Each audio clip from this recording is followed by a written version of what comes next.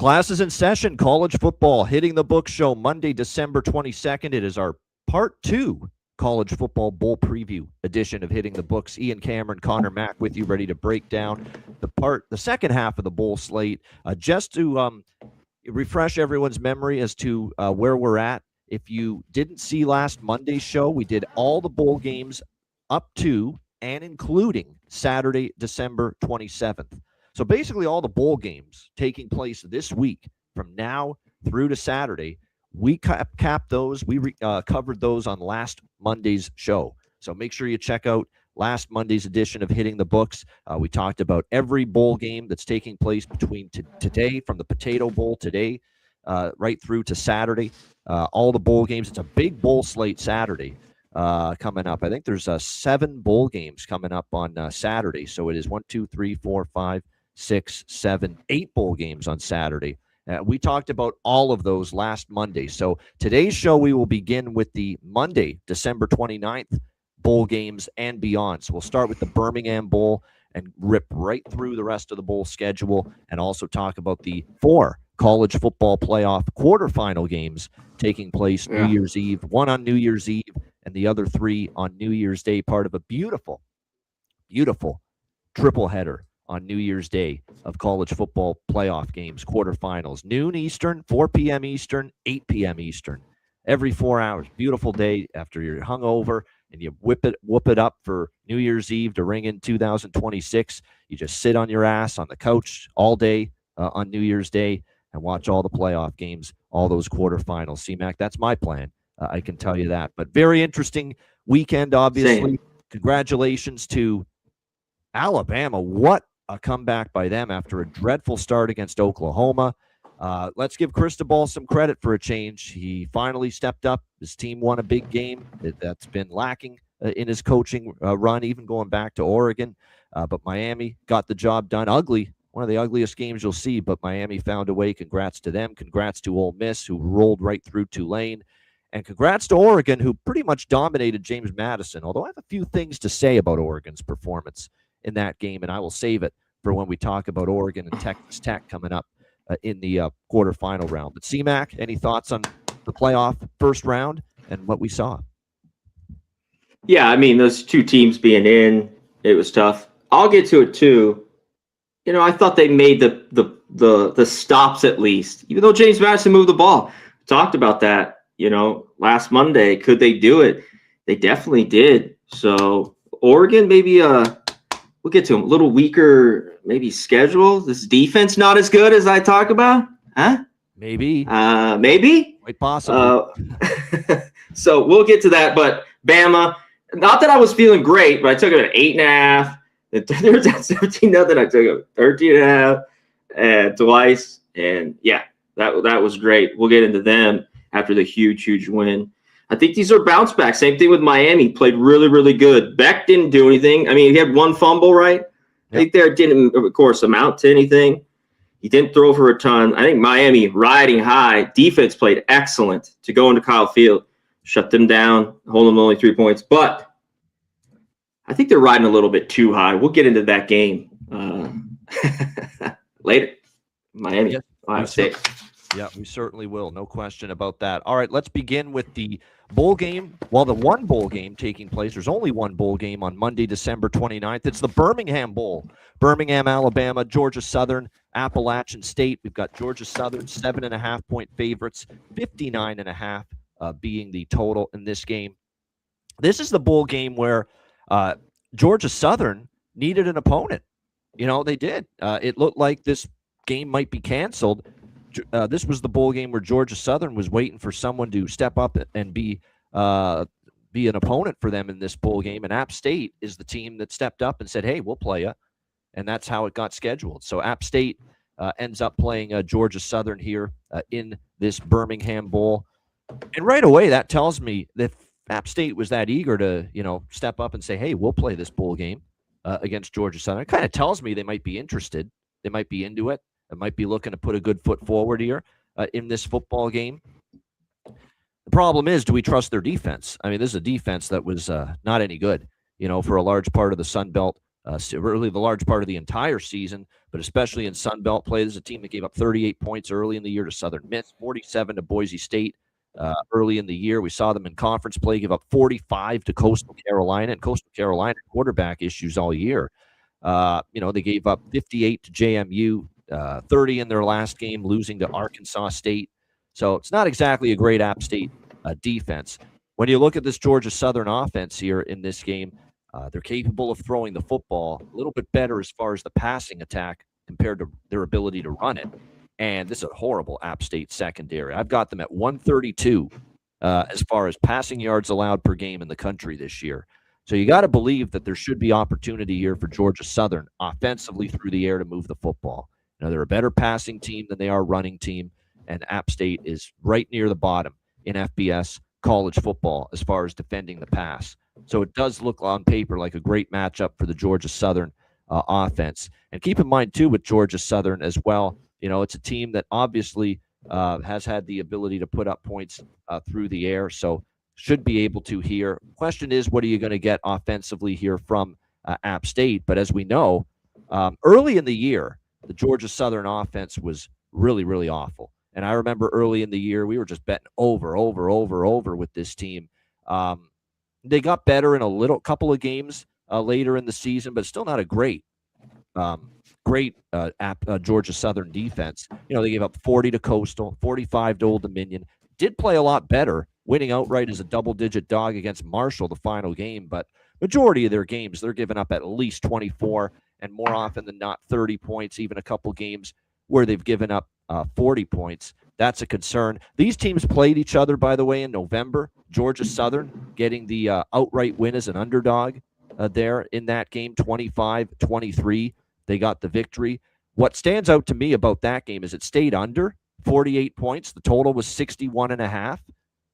But Georgia Southern had over 500 yards of almost actually, not quite, but almost 500 yards of offense. App State threw for 348 through the air with A.J. Swan. Like I said, J.C. French, who's got a decent arm, can probably throw the ball well here against this bad App State pass defense. So I'm kind of interested in this total, 59.5. It's still, a week away, this game, but as long as the weather holds up, I could see there being some points scored here in this bowl game. And at the moment, looking ahead to next Monday in Birmingham, I see 9-mile-per-hour winds, no rain. So as of now, weather not an issue in this game. C-Mac, what do you think here? Birmingham Bowl. Yeah, the good old Birmingham Bowl here in this game. When I look at the total, let's hit it real quick. I definitely could go over, but I don't know. I don't know about these teams in these bowl games a little bit.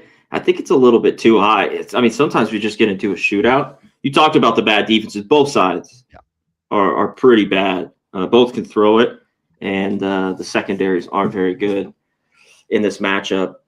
I just think this is a little bit revenge. And Cole's going to play quarterback right here for App State that I have. Yeah, Swan's let me just bring that up because you're right. They had a little bit of quarterbacking carousel later in the season. But as things stand right now, it's looking like that's what I think. Hold on one sec here. We've got, what I got to do? I got to go look in the depth charts here. My usual RotoWire screen. They've usually got the starters listed right in front of me, but not. Swan's gone. It's going to be French. It's going to be French for Georgia Southern. App State. AJ Swan transferred out. Yeah, he's gone. He's not going to be involved here for App State. It looks like it's going to be J.J. Cole. Yes, it is probably going to be J.J. Cole. Now, there's a doubtful designation next to his name. Let me just check into that here. Okay. He's in the transfer portal too, or at least last update last week plans to enter the transfer portal. That's why this number's got to be where it's at. Yeah. So they could be down to their third on the depth chart if that's the case. That would be Noah Gillen who would start at quarterback if Cole's out too. So keep that in mind. He doesn't have a pass, does he, this year? Gillen does. Gillen does. Gillen's 13 of 32, 40.6% completion rate. That's pretty bad, I must say. Yeah. 13 for 32. 40.6% completion rate. He may be in line to get the start because it looks like Cole might be out of there too. That's the biggest thing because I just don't. Motivation's key because we talk about it all the time. But do you really want to lay points with Georgia Southern? Team, they already beat this team, 25-23. And I think a little bit to hit on the total. These defenses played a little bit better, I'd say, the last month of the year. They're great. Even in that game there with all the yards, kind of like bend but don't break, a few more field goals and just easy touchdowns. So I think you got to take that into account as well in this game. Yep, no doubt. This is definitely a wait and see game. I'll say this, I'm going to do some digging into the quarterback situation. You don't step up and accept a bowl game invite if your kids aren't into it, or you're not somewhat interested. Yeah, I mean, they should be App State. Yeah, because the NCAA was looking for someone to step up and play Georgia Southern, and they kept calling teams left and right. Nope, we're not playing. Nope, we're not interested. And it was App State that finally responded with a yes. And if you're responding with a yes, it tells me that the kids are invested in trying to make want to be here, want to play, want to win. So that's why I have a hard time laying this number with Georgia Southern. I get all the quarterback concerns with App State, but I wouldn't be laying it at this number right now. With one thing on the total, just to hit on before we go to the next one, bunch of these teams got a lot of injured and transferred. So does App State. Yeah. A lot of guys on defense. Took a lot of snaps. They're out of here as well. Just to maybe touch on that, and you want to look into it a little more. A few D linemen, a linebacker, I think a corner or two. So no doubt. Go through all that. Juan and Cole in the transfer portal. So again, the only quarterbacks, you got the freshman Gillen, and you've got Billy Wiles actually as well, who actually has experience with Clemson and Southern Miss. So maybe he gets the start. But anyway, that's definitely a wait and see, because I don't mind Wiles. Wiles has a lot of experience. He's been at other. If it's Wiles, I'm more interested in App State plus the points in this game. I think if he gets the start, but that's not a sure thing, at the moment. All right, Coastal Carolina and Louisiana Tech, the Independence Bowl, Shreveport, Louisiana, where we have Louisiana Tech, La Tech, 9-point favorites here in this game, and the total sitting at pretty much across the board in the 51.5 range as far as this game goes. I think the thing that you notice here first of all, with Coastal Carolina, it's definitely going to be interesting to see. I don't think we're going to see Samari Collier. I remember I just started riding all those Coastal games over the total when Samari Collier was at quarterback, because that's when the offense started to improve, and they used that RPO type offensive system, which fit Collier very well. But then Collier got hurt, in the latter part of the season, and Tad Hudson, our guy Tad, ended up back in at the quarterback spot for Coastal, and that's when the offense went down again. So the idea of now it is Tad Hudson with a bunch of opportunity to ramp up for bowl season here, if indeed he is the starting quarterback, and you would think he would be here in this game, because he does have 205 pass attempts, started the majority of games this year. His numbers aren't great, 55.6% completions, 9 games, 942 yards through the air, 4 touchdowns, 5 interceptions. Let's not kid ourselves. His numbers aren't great. Tad Hudson here for Coastal Carolina. But, can the bowl practices help? That's going to be the big question. You look at this Louisiana Tech team on the defensive side of the football.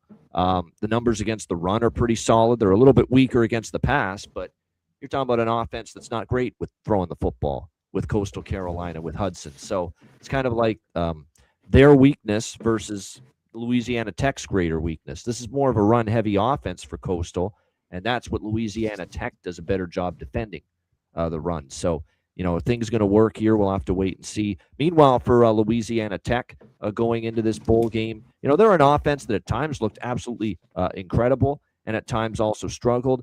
But one thing we've seen from this team down the stretch of the season is that, they turned to Trey Kukuk at the quarterback spot, who's actually was their third quarterback, third string, third on the depth chart, but ended up taking over down the stretch of the regular season, and I thought he got better as things went along. He certainly played, they didn't ask for him to do too much against Missouri State. He actually only completed 8 passes, but his ability to run just devastated Missouri State. He had 172 rushing yards. The guy can move.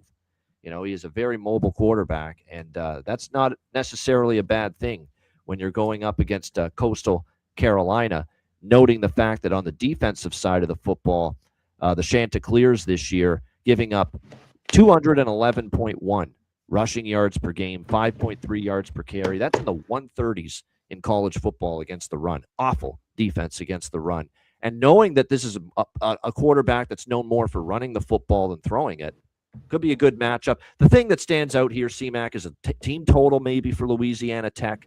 That's kind of what I had circled in this game. That way you don't have to worry about Coastal's offense, because I think the concern with the 51.5 going over, what if Coastal does nothing? Because I think that's a potential here, that this team does struggle to move the football here against this La Tech defense. So I feel better about isolating the Bulldogs here. Louisiana Tech team total over. CMAC, what do you think here? Yeah, I mean, it shows. I think this total's light for a Coastal team if you've been taking them over all year long. I mean, you've been winning because that's how bad the defense is. Like La Tech doesn't even have to throw it a ton. I mean, they average 200 on the ground, and this team's 131. They give up 211.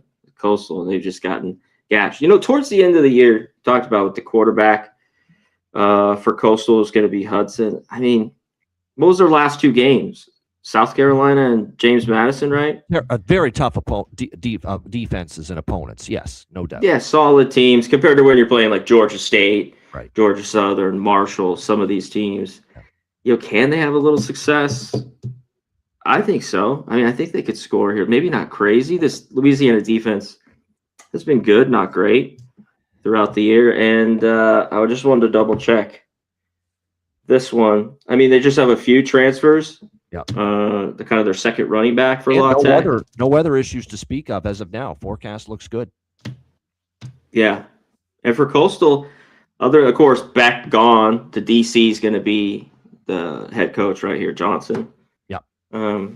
Just more like injuries. Not a whole lot of transfers for Coastal. I don't know. It's just starting to get rich, and maybe Coastal's just not motivated for this. This is when you got to get to the source, get to the articles a little bit. Early returns are the head coach being out of there, like whether he's fired or he leaves for another job here in the bowl game, has been bad for that team. We saw it with Old South Florida against Old Dominion, and Old Dominion beat him outright as a dog. We'll see later today. We'll see with Washington State. Yeah, that's my concern with them against Utah State in the Potato Bowl, that their coach is gone now, and it usually means bad things for them in the bowl game. It happened to South Florida, obviously, last week. So that would be the concern with Coastal here. That's why I like pinpointing Louisiana Tech more and the team total. But I hear you with the defense for Louisiana Tech. It's okay. It's not great. Maybe Coastal can do enough for the 51.5 to get there, to get up and over. Yeah, no doubt. All right, next up, we've got, as we continue along here, this is also next Tuesday, December the December 30th, Music City Bowl, Nashville, Tennessee, and Illinois. This is always an SEC versus Big Ten bowl game, and that is the case here, Tennessee and Illinois. Tennessee 2.5 point favorites, 61.5, 62 the total in this game. Now, the first thing that stands out is obviously this game's in Nashville. Should be a good following of fans from Knoxville coming down here. So, it's obviously going to be more burnt orange in the crowd of Tennessee. There's no question about that for this bowl game. I don't know if I trust them, though, with everything that's been going on. And Illinois last year was also in a bowl game against an SEC team. They played South Carolina. They were a dog. They won outright. So Illinois has shown you, an ability to compete with and hang with, at the very least, these mid-tier SEC teams. I wouldn't say Tennessee's like a elite SEC team. They're a mid-tier SEC team. Right below, maybe? Yeah, exactly. A, their offense is really good. I still think their defense absolutely sucks, Tennessee. It's just not very good, and it wasn't very good all year. The question is going to be, what are you going to get from Tennessee on the defensive side of the football? It is worth noting, though, a couple opt-outs to the draft, including Chris Brazzell, who to me throughout the course of the season was maybe their best receiver for Joey Aguilar in the passing game. So to be without him is a loss for Tennessee here in this bowl game. That's something that would concern me going into it. They've also got a couple on the defensive side of the football that may be out as well. They're going to have basically a new interim defensive coordinator because the old defensive coordinator, Tim Banks, was fired, and I I totally get why Josh Heupel's doing that. It was a bad defense. Obviously, you got to throw someone under the bus when the defense is that horrific for much of the season, and you just throw the DC overboard. So that's exactly what they did there with that, coming off that 45-point debacle against Diego Pavia and the Vanderbilt Commodores. What we've said about Illinois all season long is, here's the problem with Illinois, is that you look at their games against better teams, better offenses. Tennessee does have, I would say, a top 25, top 30 offense. I think that's fair with Aguilar, that they were very good offensively. And that's my concern, because I want to back Illinois. I actually did bet Illinois already in this game. Got a better number than what's out there right now. I got in at 4.5 on Illinois.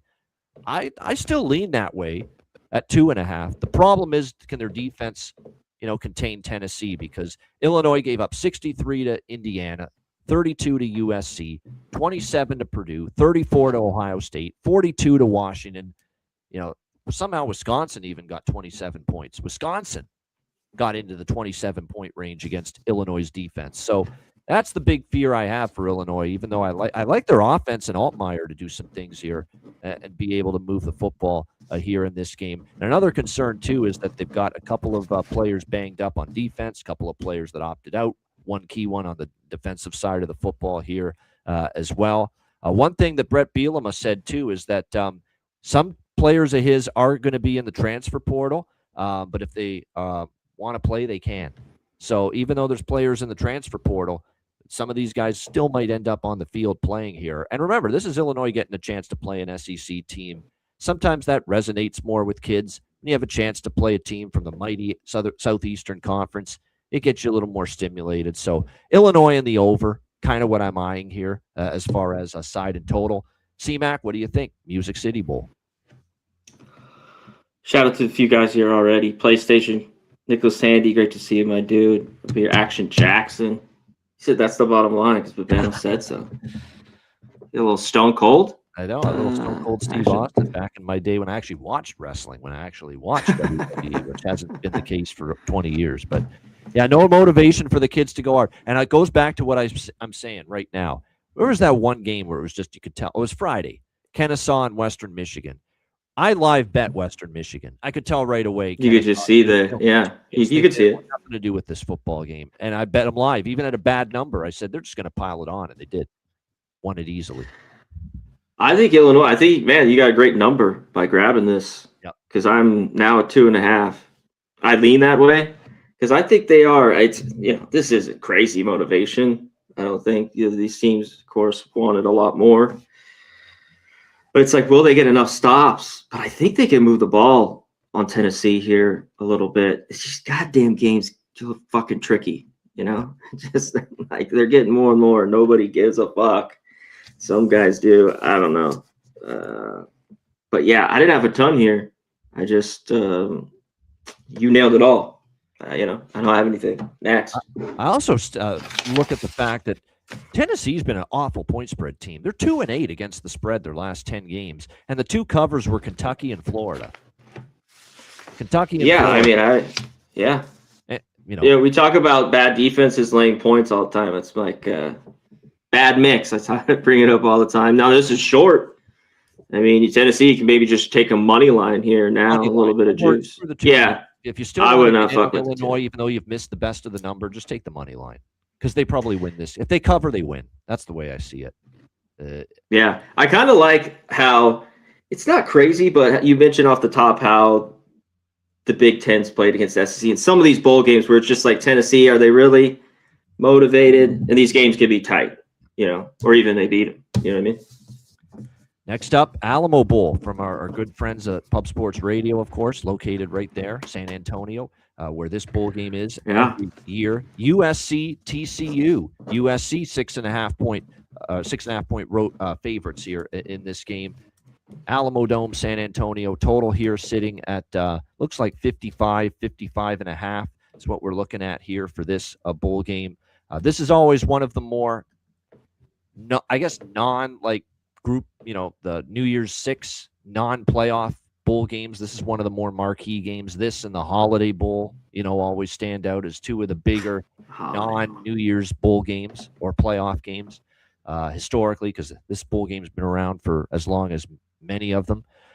USC is obviously always a team we've got to be concerned about as far as players opting out. Looks like Jaden Mayava is going to play for USC, but it doesn't look like he's going to have, you can probably say, his 3 top weapons on offense. It looks like Lake McCree, the tight end, and then both Jacoby Lane and Mekhi Lemon are not going to play here for USC, and that's like I said, definitely something that would concern you. There's going to be some new skill position weapons as far as this game is concerned. It'll be interesting to see how the rest of the situation shakes out. I'm seeing that there's a linebacker. There's definitely some players in the secondary that look like they may not suit up here for USC as well. So that's something obviously to keep in mind going into this game. Big news on the other side right now. So my first thought is it's hard for me with everything that's going on with opt-outs and players likely not suiting up here. Very, very difficult to back USC. I maybe look at TCU, but then comes the news, Josh Hoover, their quarterback in the transfer portal. He's not playing in this bowl game. And obviously, that's the guy that's been their starting quarterback all season, for this Horned Frogs team. Ken Seals. Remember that guy, Vanderbilt? Oh, yeah. Come on. Come on now. Back in our Kenny? Shit. He sucks. No offense to Kenny, but that's the issue, right? Now, look, he's been in the system. He's been on the program all year. Hasn't played much at all. I don't think he's played a lick because Hoover's been healthy all year. Hoover gone, though, means Ken's. Now, the one thing I'll say about Ken Seals, a lot of experience. I don't know if it's good experience, but it's experience for Ken Seals as a college football quarterback. 3 years at Vanderbilt where he played 27 games at Vanderbilt. He actually got into 5 games last year with TCU, actually his second year with TCU, and he did get into 2 games this year, 6 pass attempts. But overall, you look at the numbers with overall for his whole career, Vandy and TCU combined, Ken Seals has 23, 28, 29 touchdowns, but he has 23 interceptions. So not a great ratio. 29 touchdowns, 23 interceptions. And with Mayava playing for USC, you would think just at that position alone, there's a big advantage to USC here in this game. This is a tricky one, honestly, because you got Mayava, but he's missing some weapons. There's some defenders that are key that are going to be likely out for the Trojans. But you want to back TCU with Ken Seals, at quarterback here for TCU, and knowing that this TCU team on the defensive side of the football, when you see the way things finished for TCU down the stretch, 44 allowed to BYU. Actually had a couple good defensive performances and victories against Cincinnati and Houston to close out the season. But whether they can, keep this USC offense in check, that remains to be seen. The total, believe it or not, we think of the Alamo Bowl as high scoring, but I get the reason people bet under here, 58 down to 55, simply because, the TCU defense is going to be playing against a weaker stable of skill position talent with USC, even though Mayava will play. And then on the flip side, USC's defense isn't great, but could they be good enough to slow down and neutralize and contain a TCU offense missing Josh Hoover and going to Ken Seals instead? Very possible. So, but I don't like betting overs in this Alamo Bowl. Alamo Bowl historically, in my mind, has been overs and a fast track, indoors, never any weather issues. So, not a strong opinion either side or total for me here, quite honestly. C-Mac here, Alamo Bowl, what do you think? USC, TCU? I know it shows, I think, with the 6.5, with the line too, you're not getting over a touchdown in this game. Spoons Bets, what up, my man? Good to see you up in here. Follow my guy. Spoons. Yep. Yeah. I don't think. Why is Mayava going to play here? I wouldn't play. A little puzzled by that he is playing and everyone else. Yeah, I was. You think he might be a late opt-out? Maybe still. You never know. We've seen this before. Right now he's playing. Now he's playing, but we'll see in a week from now. Yeah, we see it just days before that they're not going to go. I've seen enough Seals over the year. I think he could come in there and play. Turnovers are a problem. And this TCU secondary is still not very good. I thought it seems like the last 6-7 years, TCU defense always seemed rough. I always want to kind of fade them in their overs. They played better certain spots this year. Their corners were that's a little bit better. I mean, and they stopped the run a little bit more. I don't know if they can do that here, but I really don't want SC laying points.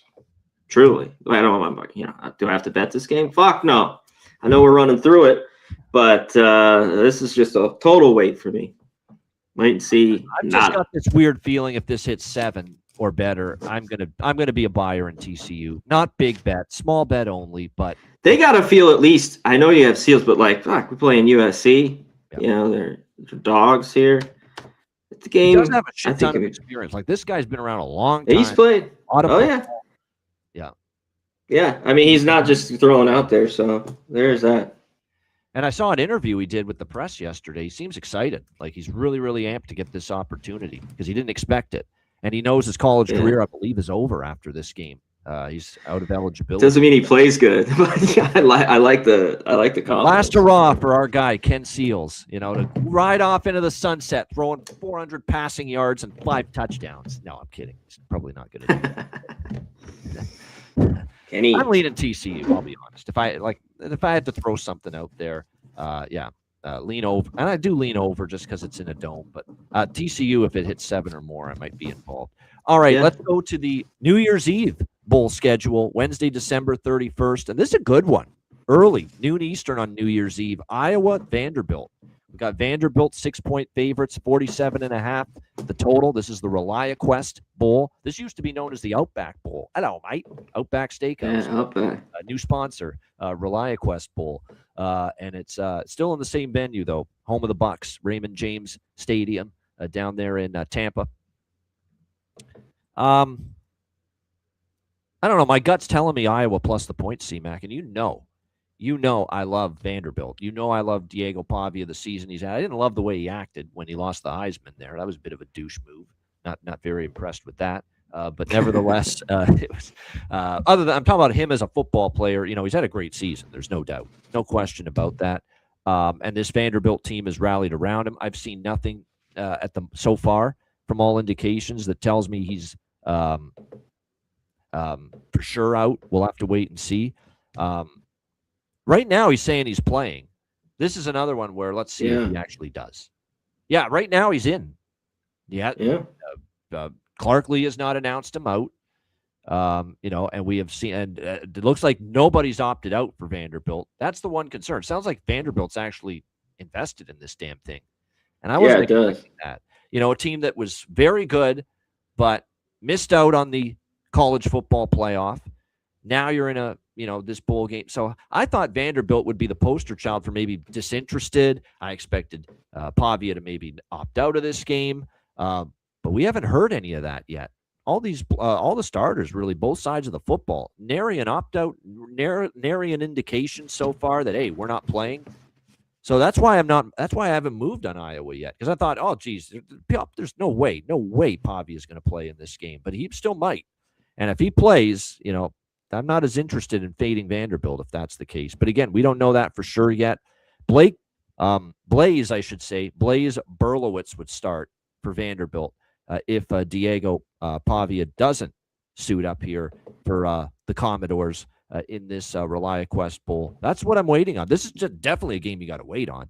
I don't know how you bet Vanderbilt until you know for sure that Pavia and all the starters as of now are in, and we right now they're in. But you know how things can change.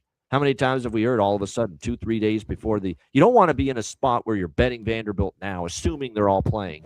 Saturday rolls around or, day before the bowl game, and here comes the opt-outs, because I've seen that before, where it's like a day before the bowl game, and all of a sudden you hear, oh, my God, 6 starters on offense are out, 5 starters on defense are out, quarterback's out, and then you're left with stuck betting a bad number because the money then is going to pour in on the other side. If you ask me, gut intuition tells me Pavia is not going to play. I just can't see it personally. Especially now with he lost the Heisman. I don't see it. So I'm interested in Iowa. And Iowa, we know in the bowl games has been good in recent years under Ferentz. Kirk Ferentz has a good track record in bowl games covering, for the most part. We've seen Iowa bring that a little bit to the table, in bowl games in the past. And obviously their offense, by the way, we should point out, Mark Gronowski the South Dakota State transfer. Throwing the ball's a little, spotty for him, but he can run. And they finally committed to we're going to let this guy use his ability to run and his legs down the stretch, and it paid off a little bit for this Iowa offense. The Iowa defense, meanwhile, like I said, it's going to be interesting to see if they can contain Vanderbilt. But the strength of this Iowa team, as far as their defense, their secondary is very good, and they actually have pretty good numbers against the run too. So this feels like a game where even if it is everybody playing for Vandy, including Pavia, they're going to have to work for what they get on the offensive side of the football. So, but I'm not totally sold Pavia or the vast majority of starters are playing as it seems like they are at the moment. So right now I'm still leaning Iowa. We know Vanderbilt's a better dog than a favorite. That's another thing that goes into this, but leaning Iowa right now. Can't move on this till I get the official word who's in, who's out, especially on the Vanderbilt side. C-Mac, what do you think here? Iowa, Vanderbilt. I think both these teams are motivated. We got a rare one that's not in the playoffs. Yeah. So to me, that just leads to an under when I see both these defenses as well. I've seen them get burned a few times, though. Of course, throughout the season, a couple of both these teams. But for the most part, Iowa wants to run it about 180 yards a game. Vandy, one of the better run defenses, right around top 15, near there, basically all year long. So they're going to play slow. They want to grind out games. And kind of in the end, it's these teams, can they score in the red zone a little bit in these big games? If that happens, it might go over. If it doesn't, we start to see field goals. But yeah, I mean, for a person who's like back, just basically Vandy or stayed off them for 2 years. But a lot of those, I'd say almost all of them as a dog. I mean, I might have laying like a field goal or below a couple times. It's tough. I think the number's a little bit. When I see Iowa at this price, I'm interested just because how they play, how they're sound defensively. They're not going to make a ton of mistakes, and that keeps them in ball games. And I think it could keep them in here. To touch on real quick. So I got Kelly here. What about this game, Babano? It's moved back up to 50 and a half. You want to touch on this game today real quick? Because I have a whole lot of nothing. Washington State just totals drop. Utah State bet. I think I mentioned that last week. I'm on Utah Did State. you? I just think they're a little bit. And again, just fading the team losing their head coach, which has worked so far. Look at South Florida. Perfect example. Yeah. Because Washington State, if they're not they're the better defense here. To me, they're the better team, but this is flipped. Yeah. Utah State, one thing, they could move the football, but they don't have the best defense. Can Washington State still do something? Like, this is a tricky game. The good old Albertson Stadium. Albertson Stadium. I don't think the weather's that bad. Like, you're not. It's pretty nice, I think. Now, I certainly wouldn't bet under now. It's took a little dip up in the last hour to 50 and a half. Right. Weather's fine. Too. Yeah. No issues. It's going to be 49 Fahrenheit, 5 miles per hour. That's as good as it gets for Boise, Idaho, late December. So the weather's going to be fine here for this game, no doubt. All right, Sun Bowl. This is New Year's Eve, as it always is. CBS every year. Shout out to Gary Danielson, who will be calling this game with Brad Nessler on CBS, his usual partner, and this will be his final game in the booth. He's retiring after this season. Gary Danielson. Good for him. So he's been around a long time, man. I mean, we're old enough. Gary Danielson was doing television in the 80s and 90s in college football, when we were just much younger at the time. He's a quarterback back in the heyday, too. That's right. Yeah. Gary D. Yeah. And this will be the last time on television for him. So happy retirement to him. He's been around. He's worked with so many different partners. He worked with Brent Musburger for a long time on ABC, ESPN, way back in the 90s, early 2000s. Then he worked with, obviously, Vern Lundquist for many years, doing the CBS games on Saturdays. And, of course, when Vern retired, Brad Nessler. Ever since. So he's been around a long time. So all the best to Gary D after this game. This will be his final game, his final broadcast. We got Duke 3-point favorites here, 49.5 the total here in this game. Obviously, when you look at Arizona State, Sam Levitt's out of there. We've known that for a large part. But again, it looks like at the moment Jeff Sims, who's got, again, it's like Ken Seals all over again. It's experience. I don't know if it's always great experience, but Jeff Sims is going to be the quarterback here for Arizona State in all likelihood here.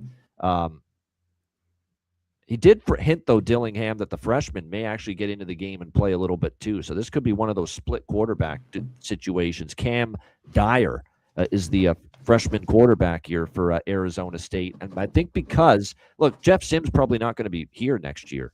It's almost like we kind of trying to get this Cameron Dyer kid ready for next season now that Sam Levitt is transferred out. So I think that's kind of what Kenny is thinking there, that and maybe giving Cam Dyer some opportunities here in this game.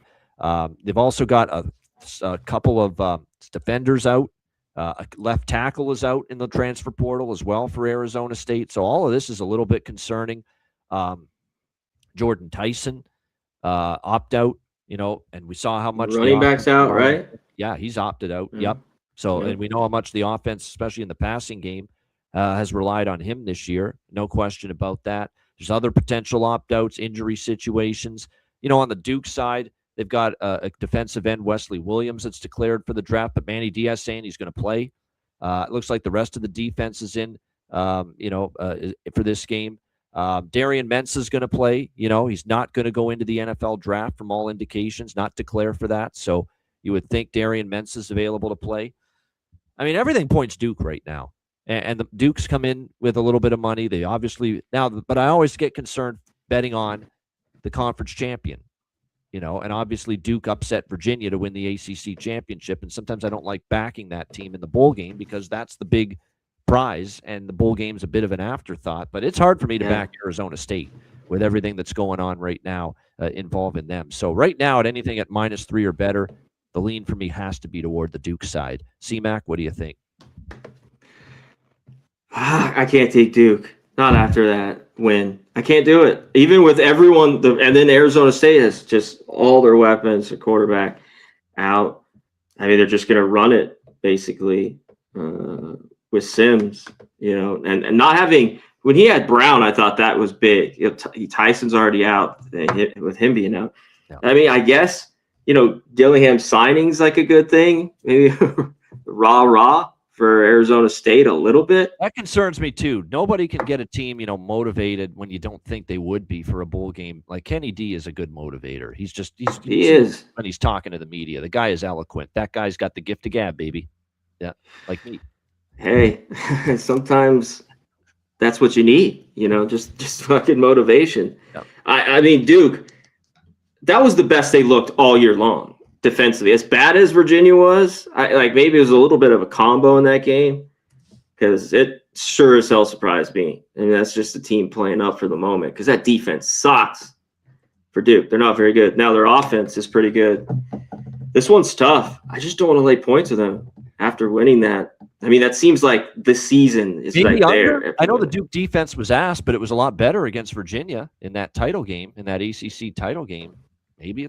I mean, it would be controlled by Arizona State. I wouldn't be running to the window. I don't know. God damn. These bowl games is this one team's not motivated. Like there's 0 points. It could keep a game under, which it did last week, like 2 or 3. Their team scores 40 crap and it stays under because only one team does all the. Yeah, they score a touchdown. Yeah, it's like 40-7. Game stays under. Yeah. This is a perfect example of a bowl game. Maybe best to wait, watch live the first 5-10 minutes, and see who is amped up, who's in, who's excited, who's playing hard, who's not. Yeah, and we'll see. Like some of these days, I don't think here, but there's a lot of games on this day, right? This is a New Year's Eve. New Year's Eve, we've got so everyone's sitting around. Playoff game at night, the first playoff game. Yeah. Yeah, so if you're itching for action, maybe listen to everything or watch some of this game and just bet live, which I think, I hate to say it, we go through this, it's more and more is what I do often, or even if you think a game's going to go and get your money back in a loss, just that. So I think in a lot of these games look that way. All right, next up, we've got the Citrus Bowl on New Year's Eve. Michigan, Texas 7.5-point favorites, 46.5 the total. I'm not going to get into the Sharon Moore stuff. I mean, it's awful, obviously. It's horrific when you read about what went on with the little affair with the person inside the university, and then, of course, has spaz out moment when all this came to light. and what ended up happening, ended up getting arrested and all that. We're not going to go into that other than to say how it affects this Michigan team on the football field. Obviously, they let him go. They fired him. And Biff Poggi, it's a guy that was the Charlotte head coach and has worked with the Michigan program going back to when Jim Harbaugh was here. He's the interim head coach right now. I think this whole situation, I mean, it's hard for me to want to back Michigan. Everything that's going on with Moore, and how focused, how into this bowl game are the kids now because of this. And another thing to note, too, is that their offensive coordinator went to Missouri, whether Chip Lindsey, so whether he's going to be involved in this bowl game is another question. There's so many moving parts here for Michigan that makes it hard to back them. Plus, they might not have Bryce Underwood. There's a very good possibility he's one of the opt-outs, and there could be a lot of them as we move closer to this start of this game. Now, do you want to lay 7.5 now with the Texas Longhorns is the question that you have to ask yourself. I found it hilarious seeing these tweets that Arch Manning has decided it's best in his best interests to come back and not declare for the draft and come back for another year at Texas. Yeah, no shit. Yeah, come on. The season he had. Come on. Of course he's got. He needs a lot more work going done. to the NFL draft on a season like that when everyone's touting him as the Heisman favorite, and he totally way underachieved. So, like I said, I don't know if I want to lay 7.5. I don't know where Michigan's heads are at. I'll be honest, this is just a tough game for me to get involved with either way, quite honestly, right now, especially at the current number. I think if you got below 7 with Texas, good for you. I'm still not excited to lay more than 7.5 because keep in mind, you got the playoff disappointment factor weighing over the Texas Longhorns that they, felt maybe after beating A&M in the finale that maybe, just maybe, they would have squeaked in to the playoff, and they didn't.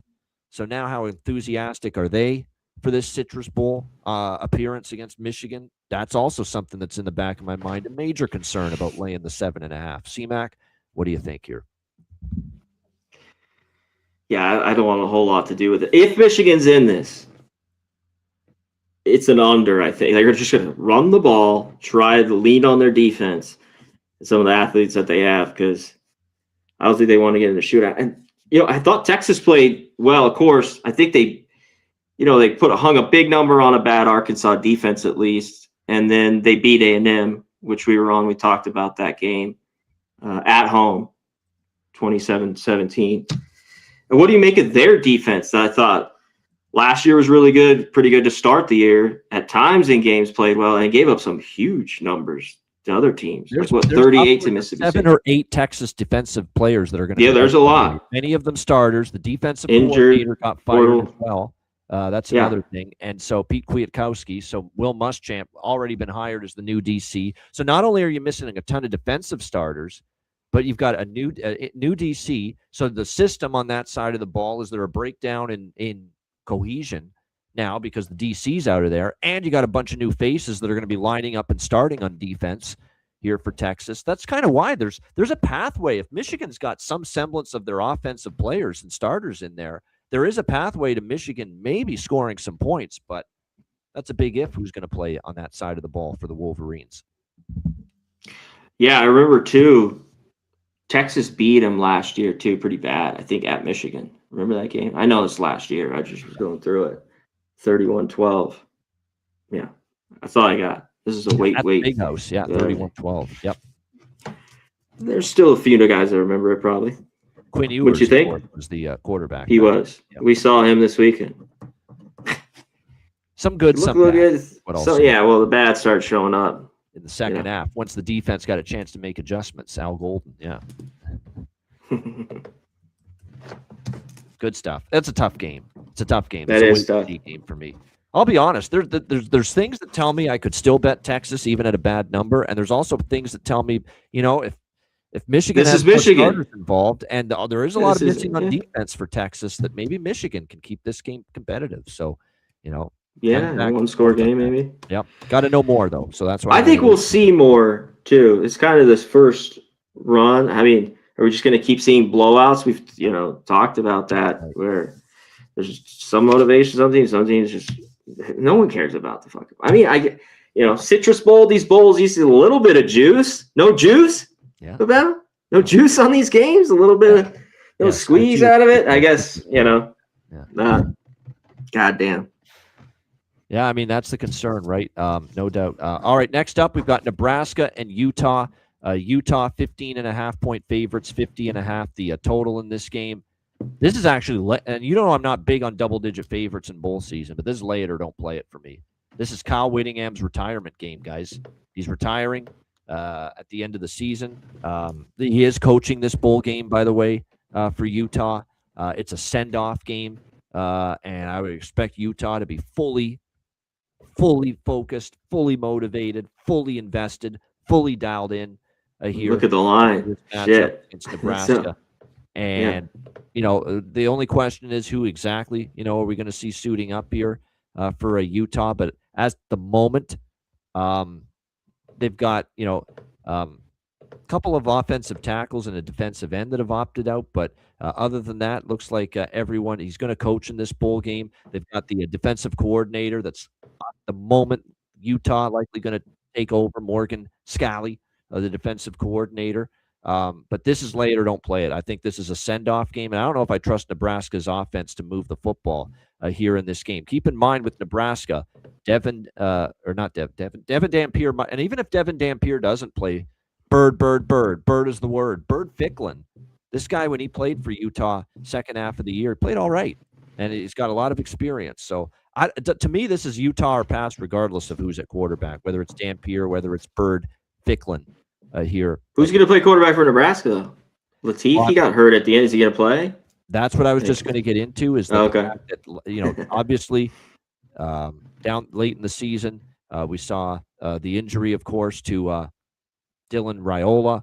He didn't play. He's definitely not playing here. And TJ Lateef, who took over, he's got an injury situation. Now, it looks like he, with his hamstring injury, he was practicing a couple of weeks ago. Makes me think that he's going to be good enough to start here. So at the moment, I think it's TJ Lateef for Nebraska, but it's a guy that I don't know if I trust here. If Utah's motivated, we know how good their defense can be.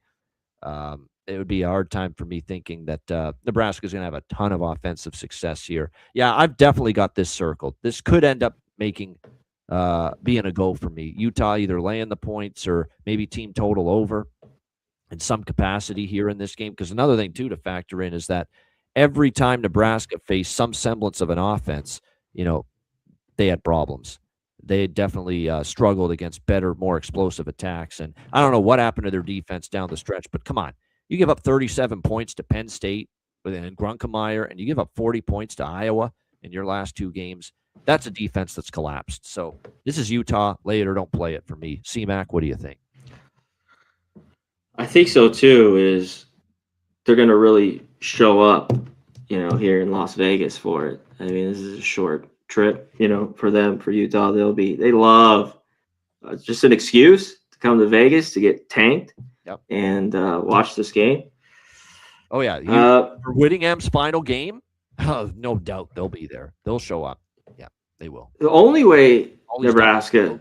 They'll be there, the fans. Oh, yeah. Yeah. I think they'll be there and be pumped up for it. He won't be with Lateef. I mean, he can't throw the football on you. Can they run it here? That's the biggest thing. Can Nebraska run it on this Utah defense? Maybe. It showed some cracks at times, But the Nebraska defense, like you talked about, especially at the end of the year, I mean, they beat UCLA, I know, in that game, but you talked about those last couple losses, 37-40. That could be a similar outcome here. Not a lot of love for me with Nebraska at all. Under wins, too. Yep. They didn't win any games. Yep. And the excuse machine is already starting from Matt Rule saying, I know we're not Indiana. We didn't turn it around as quickly as they did, but we're getting there. We're getting there. I like how he threw that out there in his press conference the other day. Give me time. Just give me some more time. Give me just a little more time. Remember that song from the 70s? Chairman of the board? Yeah. Yep. Yeah. Oh, yeah. A coach's favorite thing to say. Give me more time. Yep. Give me a new contract. Give me more time. Exactly. All right. Well, speaking of time, it's time for us to start talking playoff games where we have two teams that are equally motivated. Here we go. College football playoff quarterfinal in the Cotton Bowl, Jerry's World, AT&T Stadium in Arlington, Miami. Hurricanes, Ohio State Buckeyes. Ohio State 9.5-point favorites, 42.5 the total here in this game. Look, I took the L with A&M. We'll fully admit it. I just didn't trust Miami. Part of the handicap was right. I said Miami's going to struggle offensively on the road against that A&M defense and that environment, and they did. Beck didn't do much early, but what I wasn't expecting is that the A&M offense would be that bad, really bad. I was so disappointed in that game in Reed and what we saw from the A&M offense. They couldn't get anything, and I mean anything, going on the ground. Even with Le'Veon Moss back, Reuben Owens II, they combined for 14 rushes, 36 yards. Terrible. And you got to give Miami credit. Their run defense was outstanding. I don't deny that Miami in the trenches, especially on defense, is really strong, really, really good. And that's clearly the strength of the team. And it was good enough. They shut down the Texas A&M rushing attack. Reed wasn't good enough in the passing game to overcome it. 2 critical interceptions, including right at the end, when they were trying to tie the game late. So they deserved to lose. The offense was just a mess, A&M, and Miami was just a little bit better on defense. And they held A&M out of the end zone, and A&M can't say the same thing. With the game on the line, they gave up the big rushing yards to Fletcher, who broke loose a couple of times, ended up having 172 rushing yards, Mark Fletcher, in that game. So give Miami credit, but let's be careful here. Yes, it was a great win, finally showed they could win a big game, but this Ohio State defense is one of the best defenses in the country, and they've been just absolutely dominant all year. And what I saw to Carson Beck and that Miami offense doesn't give me a boatload of confidence that they're going to roll into the Cotton Bowl and move the football with a great deal of success here against this Ohio State defense. That's what worries me here. And keep in mind these Ohio State numbers. Miami's got to be able to run the football because Beck throwing it, you don't want to trust him in a one-dimensional offense. And this Ohio State defense against the run is good as it gets. I mean, 2.8 yards per carry, 84.5 rushing yards per game. Remember, when they lost to Indiana in the Big Ten championship game, the key plays that gave Indiana the chance to move the football was Mendoza in the passing game through the air. It's not like Indiana had a ton of success running the football. Trusting Beck to have that same success through the air, I don't. I just simply don't, quite honestly. So if Fletcher gets shut down in this game, which, look, A&M did a bad job not containing him with those key runs. Beck being able to do something through the air concerns me here. The money's poured in on Ohio State. I kind of agree with it. 9.5's a pretty big number because you do have to factor in Miami's defense is still pretty good. And Julian Sayin and Ohio State's offense against probably one of the best. They've had troubles, yeah. They got down there. Anna, they were giving up. The pass rush got home. Sayin was running for his life a bunch of times. That's concerning. They went up against a great defense in Indiana, and they had their issues. And Ryan Day got into this bad habit of his again. We're conservative, not aggressive. They end up settling for a field goal late. Now, the kid should have made it, but indoors, no excuse to miss it, but he missed it, and it's playing conservative, man, and that gets you beat, and it's a good defense you're facing. So I don't think Miami's doing anything on offense. I don't think they're moving the ball, but my problem with laying 9.5 now with Ohio State is, are they going to do enough offensively themselves to be in a position to win by double digits? Because the Miami defense, from what I saw against A&M, they have the capability of stepping up and testing Ohio State, very much like Indiana did. So my first thought is, how does this game not go under the total? I mean, I know it's 42.5 is a low number, but I think this is definitely a game where defenses are going to rule. C-Mac, what do you think here in the Cotton Bowl, the first of our 4 quarterfinals in the college football playoff? Yeah, Miami. They played well. Defense played well to go into that place and to hold them down, I thought was really, really good. Because I got to give them credit. And after the win like that, I don't know if I want them. Some teams carry it on. Miami, Florida. This is not Miami, Ohio. I just wanted to make sure we corrected that on the scroll there on the screen. Oh, it is? Okay, I didn't even notice it. I had Ohio in there. I'm too fucking zoned on this game. But, I remember those 2 games, one at home where Moss threw for 250 and a couple touchdowns. Jennings had 365. Remember the SMU game? Yeah. And a touchdown. Can Ohio State, which I think this is going to be a pissed off Ohio State team. after everything that happened. We saw it a little bit last Well, we year. liked Indiana because we thought Indiana just a little bit more invested in the Big Ten championship and winning it. Yeah, very invested. And they had a defense. On the playoff and another national title. Yeah. I mean, all year they've been basically third. I mean, it's Ohio State, Texas Tech. We see Georgia, who's playing well. We're going to get to them. I mean, I think these are the best defenses left, basically here. So with that, I don't trust Carson Beck. I'm not, I didn't have anything on that game, last week. I'll take their team total under here, 15.5 with Miami. I'll dare them to score 17 points. I don't think they can at all. Even the first half, I know there's some spots with 21.5, first half under. There's a lot of 20.5s though, too, with the juice. So I was looking at that in this game. I think if you like Miami, you better hope Carson Beck is money against this defense. That's all. I mean, you better hope he brings it. He brings it.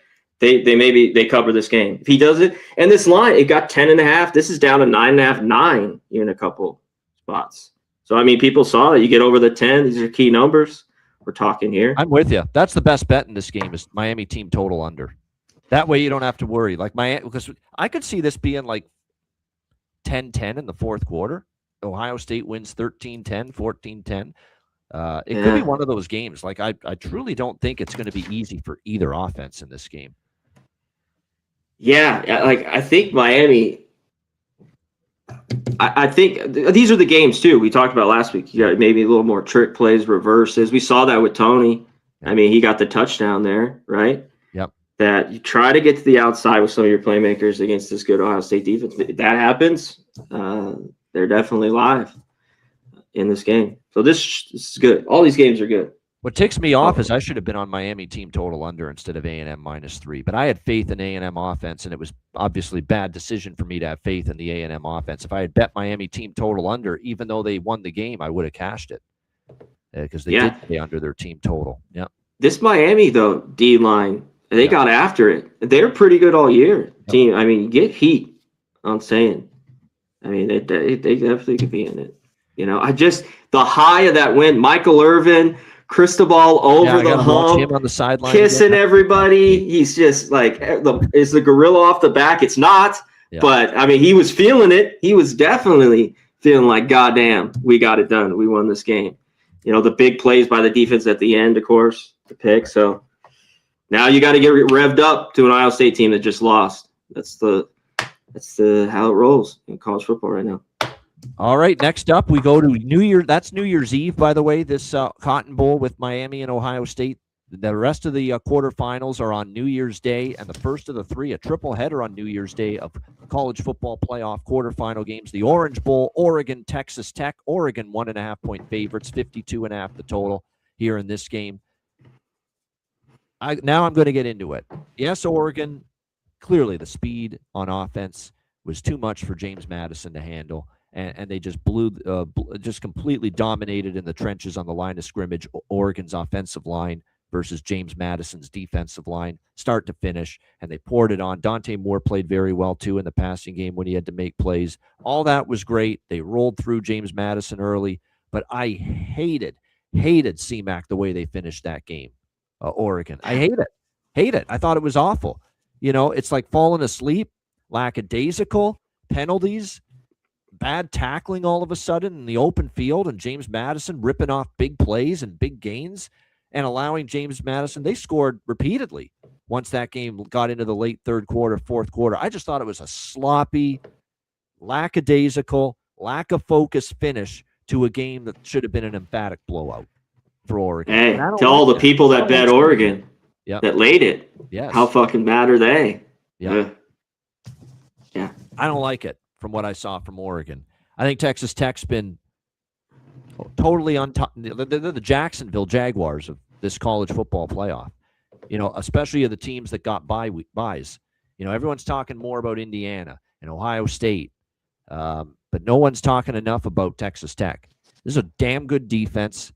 No question about that. I know people are going to quibble and say, you faced the Big 12, you Big 12. Now let's see what you do against better teams. Okay, I do think they're a legit defense. I do. I think they're an excellent defense.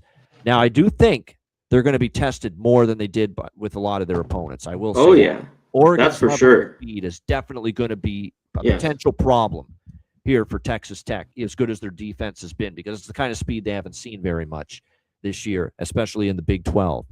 But I think the Red Raiders offense, like this Oregon defense, again, even early in that game, James Madison's moving that ball easily in between Yeah, the 20s. that's what I was wondering. And they were moving it. Oregon, James Madison. What got James Madison in trouble was the red zone efficiency. Stalling. Yeah, they got down there constantly early in that game in the red zone and settling for field goals. And of course, they'd give up a quick touchdown the other way, and that's quickly how the game got away from them. I'm telling you right now, I'm going to be on Texas Tech here. +1.5. I think they're disrespected. I think they're undervalued. I think they've got the better of these two defenses right now. I am concerned how they handle the Oregon speed. It's also why I think this could be a sneaky over, as long as the weather is going to be decent here in Miami on New Year's Day. Now, again, I'm going to look at the forecast now, but obviously, things can change quite a bit. This is, a long time away. This is going to be next Thursday. But as of now, I'm seeing, no precipitation. Winds won't be that bad. So if that stays that way, I think this could be one of these games that go over the total. Keep in mind, this Oregon defense, every time they've faced an offense with a pulse, we have kind of seen these teams give up some. We've seen this team give up some points. So Baron Morton and this Red Raiders attack, I think, is capable of doing that. Now, I will say the Texas Tech offense at times down the stretch wasn't as electric, wasn't as efficient, as they were early in the season. But I do have some concerns about the Oregon defense. There's no question, especially after the way they finished that game against James Madison. So right now for this Orange Bowl quarterfinal, C-Mac, Texas Tech lean, over lean for me as well here in this game. What do you think? Oregon, Texas Tech. Yeah, I mean, just don't like to finish the game like that. I thought it was more, even though they moved it, the defense. I mean, there was that nice trick play that the wide receiver threw that 50-yard pass for James Madison. I mean, their little running back who's really good was running the ball. And which I didn't see, and it was more in the second half, not the first. They were able to throw it. But you get a big lead like that, and then just sitting back, a couple second stringers in, the game was blown out by then. And James Madison, no answer. This is the round where Oregon got embarrassed last year by Ohio State.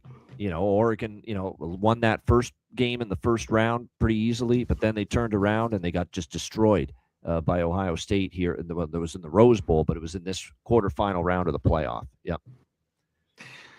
Yeah, I mean, Oregon has the somewhat strength, the schedule here. They beat, they lost to Indiana at home. They beat Iowa. They beat SC, Washington. Texas Tech still with theirs is top 20, but, they didn't play anyone in the SEC really.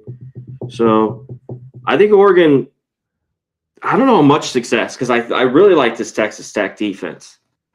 But I think this game's going to be close. That's why this number's there. I think Texas Tech too. I mean, I think this D-line, linebackers are some of the best in the country, and Moore is going to make some mistakes. And what gives here, Ivano? Oregon, that great running attack, that averages 220, whatever it is, against the number one team in the country, run defense in Texas Tech. I mean, I think that's the spotlight. And I think Texas Tech, their offense, make it or break it matchup in this game. Yeah. Question. Yeah. Yeah. Can Oregon, do anything? I like Texas Tech. I mean, I thought the game would be about here. I even thought it might have been flipped. 2, not Oregon. Yeah, I mean, that's kind of what I thought. Yeah. Maybe 1.5, 2, and it wasn't. I think this game is going to be good, but I'd rather have Texas Tech in this matchup. All right, Rose Bowl, college football playoff quarterfinal, Alabama, Indiana. We've got Indiana 6.5-point favorites here in this game, and the total right now 48.5 across the board. This is very interesting. Indiana, they're legit. They're legit, and the idea of going up against Kurt Cignetti with all this time to prepare for this bowl game and or this playoff game, getting the bye was big. They didn't get the bye last year. They had to start the playoff in the first round against Notre Dame, and of course they got ambushed in that game. This is a different Indiana team. They've shown it. Obviously they've got Mendoza, the Heisman winner. They've got a solid run game that's capable as well, with the combination of Kalen Black and Roman Hemby, who can both run the football between the tackles. Defense is outstanding. We saw that against Ohio State. There is something that does concern me, though, for Indiana. One of their best D linemen, in a freak accident after the win against Ohio State in the Big Ten championship, got hurt, and he's not playing in this game. And it's a big deal because he's like one of the game breakers, one of the best players for this Indiana team on the defensive side of the football. And that's a real unfortunate turn of events, because he also happened to have a whale of a game in that Big Ten championship victory over Ohio State. So that's an injury concern for me with Indiana. How much of Alabama's win was Oklahoma shooting themselves in the foot? The John Mateer pick six really turning the momentum toward the Tide late in that first half. How much do you put on Oklahoma not playing well? How much of it do you put on Alabama finding their game, getting the pass rush going? I'll say this. Kane Womack, the defensive coordinator, he turned up the pressure, dialed up the needed to. I talked about if they didn't get heat on Mateer. Like, they needed to do that. Keep going. Yeah, that was huge. And that was a difference maker, because then they started to unleash, all of a sudden linebacker blitzes, safety blitzes, secondary guys started to rush the quarterback, and they couldn't handle it, Oklahoma, and John Mateer couldn't get away from it. And that's really when that defense kind of took over that game against Oklahoma and John Mateer. Can they employ that same game plan here versus Indiana? That's going to be the question. But like I said, it's unfortunate that that happened to Stephen Daly. It's just terrible. Torn patellar tendon. Are you kidding me? On a celebration?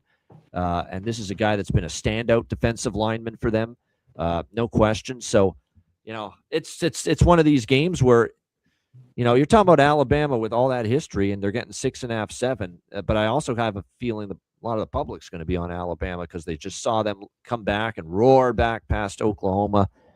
I don't know if I'm that interested and that excited, to go against Curt Cignetti in Indiana here, because I think Indiana's legit. I think they've done enough to prove that now, with what they've done. They went to Oregon and they beat Oregon. What they did, winning the Big Ten championship here against Ohio State. But the number, like I said, they got to not only win, they've got to win by 7 or more. They got to do it against an Alabama team that has got confidence. Ty Simpson was great in the set. Not good, great.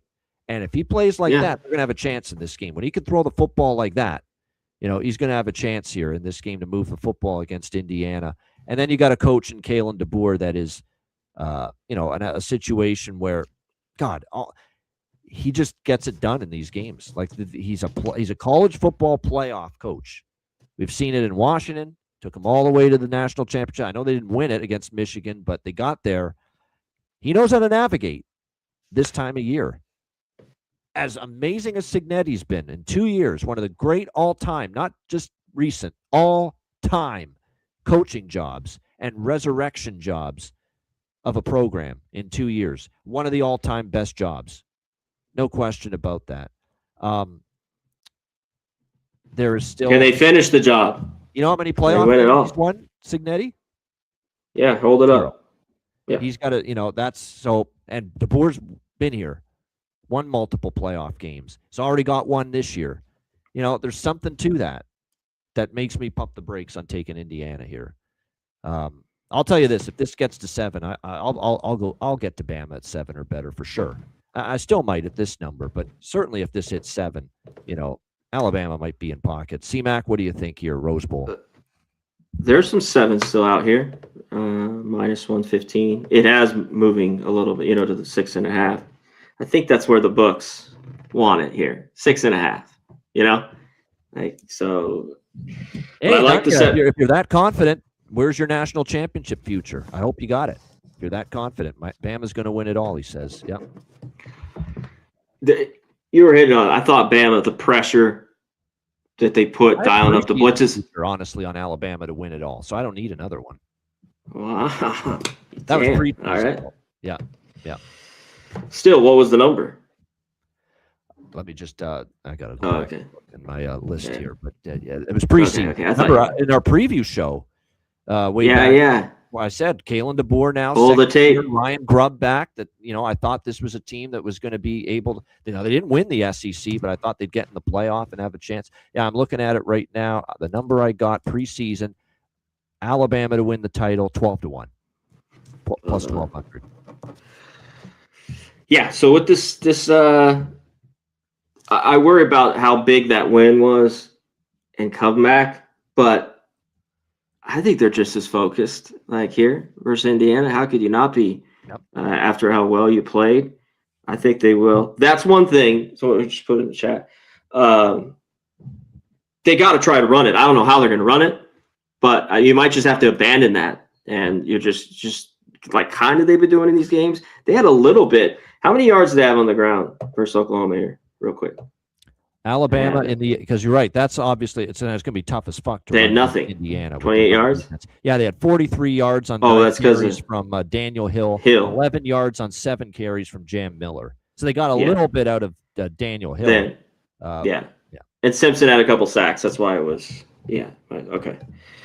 They got to try to do. I don't know how much they will, but I think they could throw the ball here a little bit. I think there's a little bit too much love for Indiana after we wanted them, how they were going to be pumped up for Ohio State, that how big that game was, why we liked it, like the under. And there's just another game, Ohio State beating Michigan, getting that done. So they're rolling in your eye. Heisman Trophy winner, Mendoza, what could go wrong here? Indiana just rolls, but I don't believe it. I talked last week with Alabama, and they got down early, and I was taking them live. Even I was like, holy shit. Then it all turned around. A big 4th down, touchdown, breakthrough. The punt, we're going to get special teams. A lot of these guys are pretty good. Alabama doesn't have the best kicker, I believe, right? His numbers were some of these kickers. He's been up and down. He's been up and down. That being said, the mighty Oklahoma kicker, one of the best kickers in football, missed one in that game, a key one that pretty much ended the game. So tells you, kickers, you never know. Even if someone's great, Hunter drops that ball. Yep. So boom, they block it, and then of course the pick 6. I just think at 7, I got to be on Bama. I have to be on Alabama here, plus 7. I know there's a little bit high from them winning, I think, but I think the number's too big in a game that could be really, really tight. Simpson's got to be good. He can't be the Georgia. If he's the Georgia game, they lose here and pretty big. But they have the weapons, I think, Alabama. And if he's on, this is definitely at least a tight game. Sometimes you almost have to get the Men in Black neuralizer in your brain for anything that happened in the regular season, because I can't count how many times I've seen teams that look like they're limping going into the regular season, or limping at the end of the regular season, and then the playoff rolls around and they're a different team. Yeah, remember, and everyone's saying they shouldn't have get in. Yeah, all that talk. They don't deserve to get in. Yeah, it's a bunch of bias. That's why I think it's not totally impossible. Alabama goes on a run here. It's not totally impossible. Like I said, Indiana's looked really good. They got it's great. So we can all agree this is a great game to watch. This is fantastic. I can't wait. This is Rose probably Bowl? the one I'm most excited about of all the quarterfinals. 100,000 people there, whatever. Come on. Yeah, that'll be special. That'll be big time, no doubt. They do have great weapons at receiver. I'll say that. If Ty Simpson can find time, the offensive line can block Indiana up front, which will be missing daily, of course. They can do that. They've got some good weapons. And that Lotsier Brooks stepped up, had a huge game against Oklahoma. And that's in addition to, Isaiah Horton, in addition to Josh Cuevas, in addition to Jeremy Bernard, Brian Williams. Like, they've got weapons. They got people that can catch the football, Alabama. So, like I said, that is going to be a great game. Looking forward to it. All right, our final quarterfinal will be the Sugar Bowl in the Mercedes-Benz Superdome. We've got Caesars Superdome in New Orleans. Ole Miss, Georgia. Georgia 6.5-point favorites, 56.5 the total in this game. We'll see how this one plays out. This is a rematch of a regular season game, and what I said about Ole Miss going into the game against Tulane is Ole Miss did anything they wanted on offense against Tulane. What's going to change this time around? And sure enough, they had their way. 40 points again. won the game convincingly in that game against Tulane. Georgia, defensively, we know, can be very capable. But Georgia had tons of problems with Ole Miss and Trinidad Chambliss in the regular season game. And I know Georgia won the game 43-35, but wasn't because of their defense. Chambliss had 263 passing yards. That team had 21 points in the first half in that game. Georgia's defense adjusted, and Kirby Smart adjusted later in the game. Once Ole Miss got up by 35-26 in that game, and Georgia rallied from that 9-point deficit in the fourth quarter to score 17 unanswered points and turn that 16 or 9-point deficit into an 8-point win. But they had real issues in the secondary against Chambliss and that Ole Miss passing attack.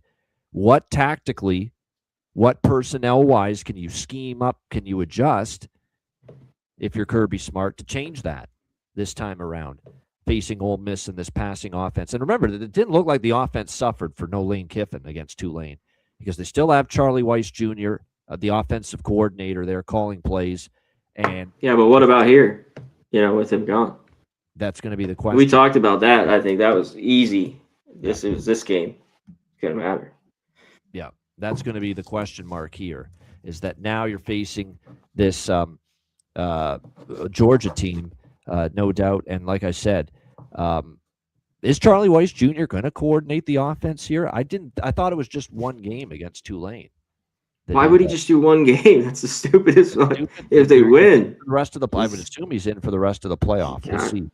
But someone was saying that. I'm like, I can't see that. Why would he come back and be the play caller for the Tulane game? But if they advance, not still be the play caller and offensive coordinator for the game against Ole Miss and the rest of the playoff run. So that's the way I feel. I'm assuming he's going to be there to be the play caller again here for this game. I think the safer bet's the over here, because I think Georgia will move the football against this Ole Miss team as well. They put up 43 points, against Ole Miss's defense, and Ole Miss's defense is pretty good. But there's still that element to Ole Miss where when they really, really punched up in weight class at times this year, the defense was vulnerable in some of those games. And when you really look at it, Florida, Mississippi State, South Carolina, they didn't face a ton of great offenses this year in the SEC in their schedule. They didn't play Alabama. They didn't play some of the other solid offensive teams in the SEC this season. They didn't face Tennessee, which has a pretty solid offense. But they gave up 26 to Oklahoma, and they gave up 43 to Georgia in what I think is safe to say their two toughest games against best offenses they've played here in SEC play. So, like I said, with this Ole Miss defense, I don't trust them to shut down Gunnar Stockton and the Georgia offense, because again, we saw them give up 43 in the first meeting. And like I said, even Oklahoma was probably the next toughest team they played. And Oklahoma doesn't have the explosiveness week to week, always on offense. And Ole Miss is still giving up 26 points in that game against Oklahoma. So like I said, I think Georgia's going to get theirs. I think I think Georgia will defend better against Ole Miss in this rematch than they did in the regular season meeting, but I don't think they're going to shut down Ole Miss completely.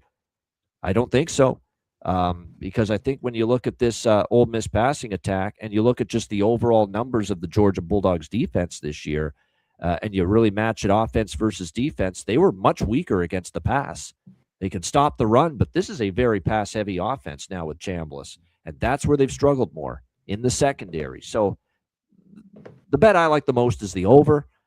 As far as the side is concerned, I don't like going against Kirby in these playoff games. It is 6.5, and in a game where I think Ole Miss is going to score, I don't love the idea of laying 6.5, but I'm not all that excited about fading Georgia either. I just feel the total's the better move, over 56.5 for me. C-Mac, what do you think here? Sugar Bowl quarterfinal, Ole Miss, Georgia. Man, I don't know. I don't think there's going to be that many points in this game. Really interesting. I just don't think, as the first game, 43-35, right? Well, that's the thing, 78. We still only need 57 here, like 31-28. Oh, yeah. I think it could get over. These offenses are really good. One thing with Georgia, their secondary, I think, is leaky, but I think this defense is playing their best, or they held Texas to 10, Georgia Tech to 9, Alabama to 7. Where it was a struggle getting things together, I think the defense is playing well. So that, to me, is a little bit scary, and the offense even that could struggle early on in the year in some of these games. We talk about the first half of it. Chambliss is legit, though. This guy can take off and make plays, and they struggle with him the first time. He's the key. Like, if he can make plays, it keeps him in this game big time. And Ole Miss, I think, has the weapons. Now, what do you make of their defense? I think it's pretty good. It's not great, Ole Miss, some of the numbers that they have. And that was just an easy cupcake win against last week against Tulane. We talked about it. I don't know how they could stop them. But, some of the numbers, Georgia doesn't throw it a ton, a little bit conservative. At times they should have success, though, running the football. This is one I think I'm going to be off here completely. I kind of lean that Ole Miss could hang around. Maybe I could get a better number live, over 10, 2 touchdowns. Because I think even if Georgia's up, they could maybe just hang within a couple scores in this game, that there's enough talent in it. And plus, they've seen each other. And I don't know, Lane Kiffin, like, is he that big that he's gone? Is it that big a deal with the plays? He's a good coach. He's not great. Why has he been fired from fucking 10 places? All right. He ain't that good just because it's his old man, new defense, but whatever. I saw him at the Raiders. I saw him at SC, Tennessee. So I don't know if that's that big a deal. But yeah, I think Ole Miss, at least could hang around. I just seen this Georgia team. Someone put in the chat earlier, they haven't played, that is a minute, 2 or 3 weeks, but maybe a little bit of rust. But I just like how their defense kind of peaking a little bit towards the end of the year for Georgia. Not easy, and we just saw that last game, Savannah, Oklahoma, playing again. Both these teams will make adjustments, in this game, I think. You're on mute. I say if you like Ole Miss, I'm not trying to talk you out of taking the +6.5 full game, but make sure you diversify your portfolio and take some first quarter, first half. How many times have we seen Georgia start slow? We've seen it over and over again this year. So I think if you like Ole Miss, it would actually be a benefit to you to not put all of your bet on the full game. Look a little first half, look a little even first quarter with Ole Miss here in this, especially Georgia, though, turning that around. Yeah, the end of the year, though. Well, they did. They had a couple games where they did start better. I agree, but again, they've also been off now for a long time. Multiple weeks. Yeah. The SEC championship game where they beat Alabama. So, like I said, that's something that could, at least throw off how efficient, and how cohesive and how sharp they are coming out of the gate here for this. Just something to consider, that if you like Ole Miss and if you plan on betting Ole Miss, that having a piece of the first quarter and or first half may not be the worst idea here in this one. But I like the over most of all, as you can tell. All right, let's move back to the regular bowl games. We got 4 more left. Armed Forces Bowl, Friday, January 2nd. Rice, Texas State, in Fort Worth, Texas, home of TCU. Texas State, 11.5-point favorites, 59.5 the total. With how god-frickin' awful Texas State was as a favorite, there's no chance I'm laying this number with them. None. Zero. Not going to happen. But do you want to back Rice? Ends up being the primary question here for me in this game. At the moment, not seeing a whole lot in the transfer and opt-out department as far as this bowl game is concerned. Obviously, when you look at the matchup itself, I'll say this right now about Texas State.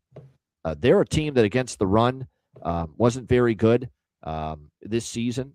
Noticeable drop-off, 4.4 yards per carry allowed, 170 rushing yards per game allowed, 93rd in the country. Rice is going to run the football 90% of the time. They don't throw it very much. It's a run-heavy Rice offense. So from that standpoint, if the matchup says Rice can have success here, being able to run the football, if they have everybody playing, and available for this game, especially on the offensive side of the football, I think there's going to be opportunity for Rice to have success here in the run game, because that's basically what they do. They run the football. They don't throw it very much. It's an offense that obviously struggled against South Florida in that final game of the season. Why did they struggle? Well, once again, they didn't get anything going on the ground. That's why. They were held to just they had 153 rushing yards, but it took them 40 carries to get to that mark. Like everything was tough for them.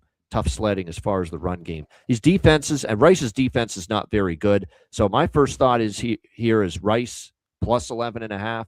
Take advantage of a Texas State team that was an awful favorite, especially double-digit favorite, Texas State. They were awful in that point spread role, and they were 2-8 against the spread down the stretch. And as a favorite, they finished the season on a 1-5 ATS slide in their last 6 games as a favorite. So I'm interested in Rice to make this competitive. The over as well. Can't back an under with these two defenses. What do you think here, C-Mac? Rice, Texas State. I like Rice a little bit. They can't get down because they can't throw it. That's true. They don't have a good. Both these defenses are bottom. We were watching them all year long. Was not good. Texas State played better. I thought down the stretch though, their defense was a little bit better. They're still, I don't know, you want to be laying points with them, and I can't. When you're that bad here, I just can't lay double digits.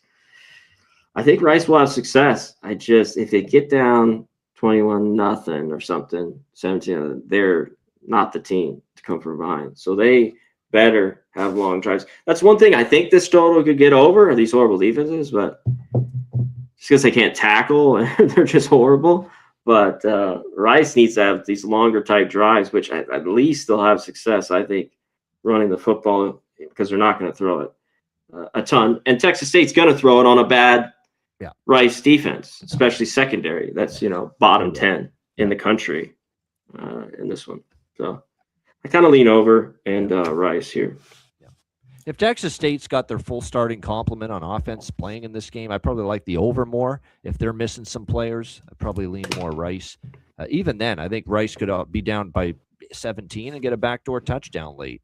That's very possible as well. Yeah, all right, there's not a lot of opt-outs. I know that for Texas State so far. And keep in mind, we're still a week and a half away from these bowl games taking place. So there could be some more info and news that we find out closer to game time. So make sure you're aware of that. All right, Liberty Bowl, Liberty. Navy and Cincinnati. Navy 7-point favorites. The total here, 54 in this game. I already laid it with Navy. You don't have to convince me to back a service academy in a bowl game. They're going to take it seriously. They're going to come to play. They're going to, the effort's going to be there. And I think we're going to see that here once again from Navy here in this matchup against Cincinnati. From all indications, Blake Horvath's going to play. And then for Cincinnati, it's opt-out city and transfer portal city. Brendan Sorsby, the quarterback in the transfer portal. It looks like Brady Lichtenberg, the senior, is going to end up maybe playing in this game, or the freshman Samaji Jones as well. But there's a bunch of players also that are in the transfer portal on the defensive side of the football entering this game for Cincinnati. A lot of them are in the secondary, and a lot of them too are, and there's a couple in the defensive line as well.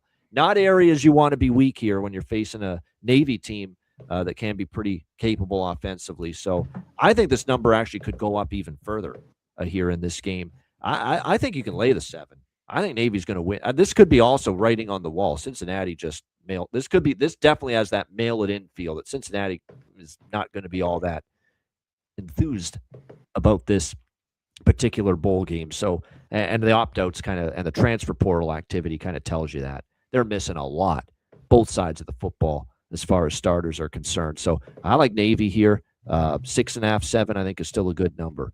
C-Mac, what do you think? Liberty Bowl. Yeah, I don't know how they stop Navy's on the ground, and then who's going to play quarterback for Cincinnati to kind of make plays. But can they? One thing with Navy, their defense was all right. It's not great. They're decent against the run. That's my biggest issue. Yeah, it seems like Navy off the big win, but they take these games serious. Like you mentioned, even after getting that huge win against Army, they love playing in these bowl games. Horvath should eat up here. It just was a slide, and you're missing a ton now too. In addition, you're missing a ton. Yeah, and they were bad down the stretch. We talked about if they were fraudulent. And what they lose 4 their last 5 games or 4 straight. think, Cincy. So, yeah, I kind of agree here. Navy, maybe even their team total in this game as well. All right, next up, we've got the Duke's Mayo Bowl, Friday night, January 2nd. The Dukes. winning coach is going to get the mayo slapped all over him. I know he can't wait for that. Wake Forest and Mississippi State. We've got Mississippi State 2.5-point favorites. The total here sitting at 53.5. This is, of course, in Charlotte, North Kakalaki, this bowl game. I think both teams at the moment might be, somewhat interested, somewhat excited, to be in this bowl. Again, it's early. We'll have to, in the process, we'll probably have to wait and see as we get a little bit closer, obviously, to opening kickoff. But at the moment, when you look at this Wake Forest and Mississippi State game, don't have a ton as far as the opt-out situation. I would expect the great running back for Wake maybe not to play because this guy's declared for the NFL draft. I don't think he's going to play, Claiborne, and he's a pretty good running back for Wake Forest. But like I said, that's definitely something you're going to wait to see closer to kickoff. As at the moment, Mississippi State's going to have a lot of their players available. Now, it is worth noting they will have an interim offensive or defensive coordinator because they fired the old one, Coleman Hutzler. Of course, still a lot of issues defensively this year for Mississippi State. We'll see if Wake Forest can capitalize on that. Right now, I'm leaning a little bit to the Bulldogs here. The Bulldogs are a team that, even though they finished 5-7, I think they're pretty enthused about, being in a bowl game. I know they lost 3 in a row down the stretch, but come on, Georgia, Missouri, Ole Miss, pretty tough schedule. You can forgive them for losing those games. And when you factor in the schedule that they played this year, they had to face A&M, Tennessee, Texas, Georgia, Missouri, Ole Miss. This is one of those games, too, where strength of schedule can come into play because Wake didn't play Miami. Wake didn't play Clemson in their ACC schedule. Like, they really avoided some of – and the ACC is not great this year, and yet Wake somehow didn't play many of the better ACC teams this year. They played NC State, mediocre team, Florida State, mediocre, North Carolina, bad. They played Duke, Virginia, and probably SMU are the toughest teams they played. And I know Duke and Virginia are the ACC championship, but there are people questioning whether especially Duke should have been in it. So, I think this is actually going to be, believe it or not, you wouldn't think that because it's a lower tier SEC team. But like I said, I still think this poses a challenge here for the Demon Deacons as far as this game's concerned. So I do lean Mississippi State at the moment. What do you think here, CMAC Mayo Bowl? Duke's Mayo Bowl. Here. Yeah, Mississippi State, what were they? 30th strength of schedule. Wake Forest was 66. Yeah, little discrepancy there, yeah. I don't want anything. I got to wait here on this game. I'd rather have Wake Forest. I think they have the better defense. The problem is I've hated this offense really all year long. But Mississippi State struggled, in certain games, Arizona State, other games, they played really well, but they consistently seem to give up points later in the year, later in the second half that I didn't like. Yeah. And two of these teams, really give a shit. Like this is, I guess you're playing on January 2nd, but this is a way too. These games are so much of, and the lines move. These lines are going to move. We talk about, like we think this, people start to hear whispers. One team wants to be there. One team doesn't. Yada, yada, yada. Yep. Again, closer to the kickoff. But like I said, I'm looking for a reason to back Mississippi State there in that game.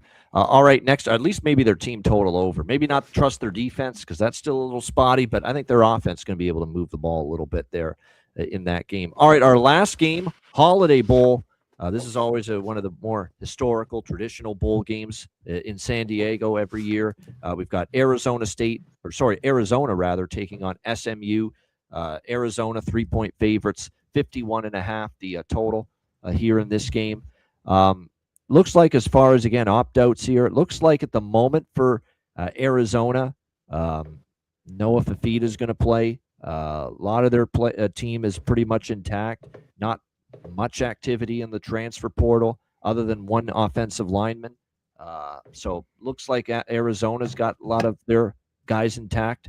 for this game. SMU, at the moment, Kevin Jennings, it looks like, is going to play. That could always change, but at the moment, it does look like he's going to suit up here in this game for SMU. This game's in San Diego, and the one thing I'll say here about SMU is that away from home, it's been a little up and down for them. Arizona finished the season quite well, 5 straight wins, 4-1 against the spread down the stretch. When you're facing this SMU team, one thing you've got to be sound in. Obviously, is, believe it or not, it's the secondary, because they had trouble running the football consistently this year. SMU throwing it was actually their strength, 300 passing yards almost per game. But it's a very good Arizona secondary. It's probably the strength of the team, no question. So, will that SMU offense have a ton of success here? That remains to be seen. Meanwhile, the weakness of the SMU defense, the weaker area, is definitely the secondary.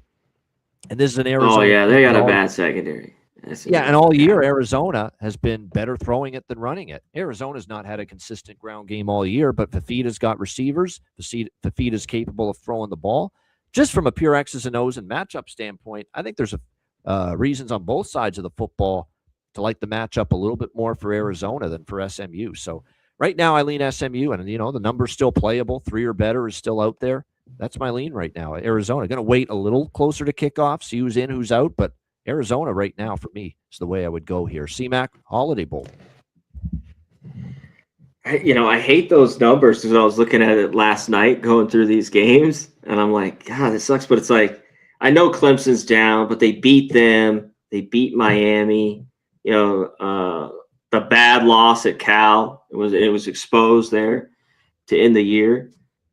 And you're right, Arizona did play well down the stretch. Some of their numbers look really good. It doesn't seem like a good matchup. But I'd rather have SMU here. I haven't bet it, but I'd rather have the points with them, as long as everyone looks like there's not too many opt-outs so far. Is that what you have that I see with SMU? Certainly not for Arizona. SMU, there's more potentials, but nobody officially announced out yet. Yeah, nothing yet. So, and we still got almost 2 weeks or whatever. Next Friday night, January 2nd. Okay. Yep. So I still think the value is a little bit here with SMU. I just would rather take them as a dog in a spot like this. What could be a tight game. So that's my initial lead. All right, there we go. That's a wrap, guys. Thanks for tuning in. Another edition of the College Football Hitting the Book Show. That's it for this year. Our next college football show will be 2 weeks from now. It'll be on a Monday, January the 5th. And it's going to be it'll be a nice short show, 30 minutes, 45 minutes to talk about the 2 semifinal games in the college football playoff, which are taking place the Thursday and the Friday that week. We'll do the show Monday at this time and preview the 2 college football playoff semifinals, Monday, January 5th, 1 p.m. Eastern, 10 a.m. Pacific. And then we got our national championship show after that. We'll either do it on the 12th and give it a week of shelf life, the video, or we'll do it the day of the game. We'll determine that closer to the date. But 2 shows left either way for the College Football Hitting the Book show. CMAC, anything you want to add before we say goodbye? No, shout out to everyone in here. Nunya, Kongs, Clips. Appreciate you, my guy. Merry Christmas to you and your fam. My guy, saw you this weekend. Kill it on your bets, my dude. Appreciate you. PlayStation, everyone in here. FB, Gotti, Andrew, Old E, saw him in there earlier. And they'll be soon, even with those, in the next 2 weeks, when we do that, we'll have college basketball back on Mondays as well. Once we're done with college football, we'll be in January. So Mondays and Tuesdays. Tuesdays will be college basketball shows. In January, moving forward. Wednesday, Friday, we'll have shows too for the members only of the Hit the Books channel. That's going to be our schedule in the new year. Just hit the like button. That's it. Let's. I can't wait to watch these games. No doubt. Looking forward to them. I'm looking forward to the bowl games too, a little bit, just because a lot of them will have some money on them. But the playoff. Yeah, I guess. That's what I'm playoff games. Everybody's excited for that, especially Bama, Indiana. I really can't wait for that one. That one's going to be fun to watch in the Rose Bowl. Shout out to everyone. Nunya, FB Gotti, PlayStation Gameplay, Robert Carlson, everyone else. We appreciate it very much. Good luck with all your wagers. For Connor Mack, I'm Ian Cameron. Thanks for watching. Enjoy the games and good luck. Merry Christmas, too, because this is our last time seeing you before Christmas here on the College Football Hitting the Books show. This week, we will have the college basketball Hitting the Books show tomorrow. And even though it's Christmas week, we still will be with you. Wednesday, Christmas Eve, members only show, 5 p.m. Eastern, 2 p.m. Pacific, and Friday, 5 p.m. Eastern, 2 p.m. Pacific. We'll still have our 2 members only shows this week for our Hitting the Books channel members. So, and thank you to our YouTube channel members for being shout out to all the members members of the channel. We appreciate it very much. That's a wrap. Thanks to everyone. Enjoy the games and good luck. And next time we see you, college football Hitting the Books show will be Monday, January 5th, 1 p.m. Eastern, 10 a.m. Pacific. Until then, class dismissed. Peace.